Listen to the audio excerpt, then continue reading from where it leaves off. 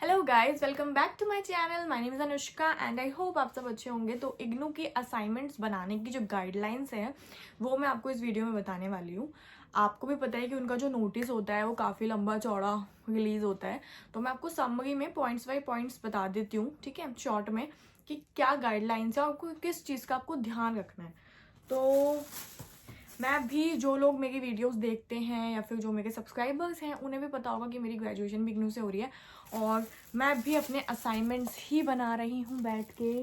ठीक है, आप देख सकते हो ये मेरे थर्ड ईयर के असाइनमेंट हैं जो मैं बना रही हूँ। और मेरी पुरानी वीडियो में मैंने आपको बताया हुआ है कि इग्नू कितना कॉम्प्लिकेटेड है और कितनी मुसीबत की चीज़ है। ठीक है, मैं अपने असाइनमेंट्स बना बना के अपने इस बैग में रखती रहती हूँ। तो सबसे पहले हम गाइडलाइंस पे आते हैं। द फर्स्ट पॉइंट जो कि आपको ध्यान रखना है, सबसे पहली चीज़ कि असाइनमेंट्स बनाना आप स्टार्ट कर दो अगर आपने नहीं किया तो। और असाइनमेंट जो सबमिट करने की जो डेट है वो आपकी 1 मार्च से स्टार्ट हो जाएगी। आप सबमिट कर सकते हो असाइनमेंट अपने जाके।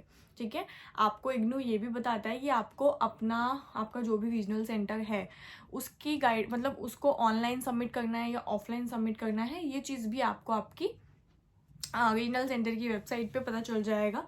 तो आपका जो भी स्टडी सेंटर है आप उनकी वेबसाइट को भी डेली फॉलो किया करो। मैं डेली अपनी स्टडी सेंटर की वेबसाइट चेक करती हूँ कि उन्होंने क्या अपडेट निकाली है। ठीक है, तो इस चीज़ का आपको ध्यान रखना है कि आपका 1 मार्च से सबमिशन स्टार्ट हो जाएगा। तो आपका जिसका भी बन गया है वो 1 मार्च से जाके सबमिट कर सकते हैं। लास्ट डेट अभी 31 मार्च इन लोगों ने मेंशन की हुई है, लेकिन ये एक्सटेंड होती है और ये अप्रैल तक या 15 मई तक जाती है। अब एक्सटेंड होती है तो इसका मतलब ये नहीं है कि आप लोग असाइनमेंट बनाना ही अप्रैल में स्टार्ट करो। मत करना, ये चीज़ पहले ही कर दो यार, झंझट खत्म हो जाता है ना।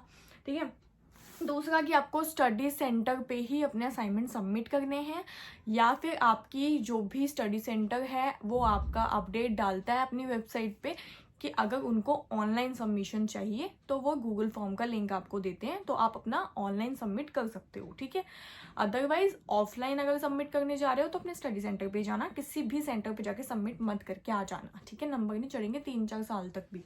तो इसका आपको ध्यान रखना है। थर्ड चीज़, इग्नू अपनी गाइडलाइंस में ये भी कहता है कि आप लोगों को आंसर्स खुद से लिखने हैं, आपको अपनी हैंड राइटिंग में लिखने हैं, आपको किसी और से नहीं लिखवाने हैं। और आपको जो भी क्वेश्चन अच्छे से आपको पढ़ना है और जो भी क्वेश्चन है उसका आंसर आपको अपने हिसाब से ही रिस्पॉन्स करना है। ठीक है, ये इग्नू कहता है, लेकिन सच्चाई आप सब लोग जानते हो, कोई नहीं होगा। गिनती के 1% लोग होंगे जो खुद से लिख रहे होंगे, बाकी कोई नहीं होगा। सब लोग कहीं ना कहीं से ले जा के देख देख के टीपते हैं। ठीक है, तो ये चीज़ें हैं जो इग्नू ने कही है। बाकी बहुत ही नॉर्मल चीज़ें कही है उन्होंने कि आपको असाइनमेंट में जो आपका कोर्स कोड है, आपके बहुत सारे कोर्स कोड होंगे, आपको एक असाइनमेंट का एक कोर्स कोड ही बनाना है। ये नहीं होता कि 2 पेज पे वो मतलब ख़त्म हो गया और आपका थोड़ा पेज खाली है तो आप अगले कोड का उसी में स्टार्ट कर दो। ऐसे नहीं करना है, आपको डिफरेंट डिफरेंट कोड्स के बनाने हैं और उन्हें थ्रेड से बांध देने हैं। मेरे जब बन जाएंगे तो मैं आपको दिखा दूंगी कि मैंने कैसे बनाए हैं। अभी फ़िलहाल मैं लिख रही हूँ बैठ के डेली, तो यही है। तो सबसे पहले टॉप पे अपना कोर्स कोड मेंशन करना है। हर पेज पे ऊपर आपको अपना इनरोलमेंट नंबर भी लिखना है, ताकि कोई पेज अगर मिसप्लेस हो जाए या थ्रेड में से निकल जाए तो वो लोग उसको देख लें। ठीक है, कि ये किस बच्चे का है। तो इसलिए इन्होंने कहा है कि आपको अपने फ्रंट पेज नहीं, हर शीट के ऊपर इनरोलमेंट नंबर भी मेंशन करना है। फिर नेक्स्ट चीज़ इग्नू ये कह रहा है कि आपको अपने असाइनमेंट का जो थ्रेड बांधते हो आप, फ्रंट पेज लगा होना चाहिए। विदाउट फ्रंट पेज आप नहीं दे सकते हो। फ्रंट पेज और अच्छे से एकदम करेक्टली फिल होना चाहिए। जो जो चीज़ें फ्रंट पेज में आपकी मांगी गई हैं, address, study centre, course code, programme code, enrolment number, सब कुछ आपको एकदम करेक्टली मेंशन करना है। ठीक है, ये सारी चीज़ें आपको देनी है। और आपको असाइनमेंट्स में कट पीस नहीं करनी है। आपको एकदम सफाई से अपने असाइनमेंट्स बनाने हैं, काटा पीटी मत करना वरना नंबर अच्छे नहीं देंगे। ठीक है, और आप चाहो तो प्लेन A4 साइज शीट भी यूज़ कर सकते हो और लाइन वाली भी यूज़ कर सकते हो। मैं लाइन वाली प्रेफर करती हूँ, क्योंकि फिर मैं प्लेन वाली में ना मेरा फिर ऐसे जा रहा होता है, लाइन सीधा सीधा एकदम नहीं जा रहा होता है। तो इसलिए मैं लाइनिंग वाली शीट यूज़ करती हूँ, और मैं एक साइड ब्लैंक और एक साइड लाइन वाली शीट यूज़ करती हूँ, ताकि मेरी शीट्स थोड़ी मोटी लगे। अगर मैं दोनों साइड लिखूँगी तो मेरी शीट उसकी आधी हो जाएंगी। लाइक अगर मेरा 30 पन्नों का बन रहा है तो वही मेरा 20 पन्नों में या 15 पन्नों में ही हो जाएगा ख़त्म।